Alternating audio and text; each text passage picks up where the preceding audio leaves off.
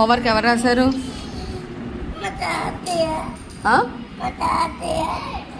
Homeworks తాతయ్య రాశారా? తాతయ్య ఎందుకు రాశారు చెప్పమ్మా. తాతయ్య ఎందుకు రాశారు హోంవర్క్స్? నువ్వు కదా రాయాలి.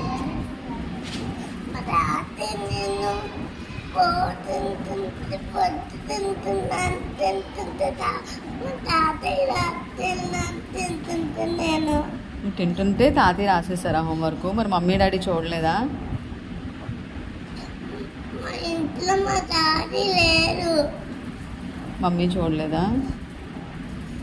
మమ్మీ లంచ్ పెడుతుంది. హోంవర్క్స్ ఎవరు రాయాలి? నేనే. మరి ఎవరు రాశారు ఇప్పుడు? ఇప్పుడైతే మా తాతయ్య.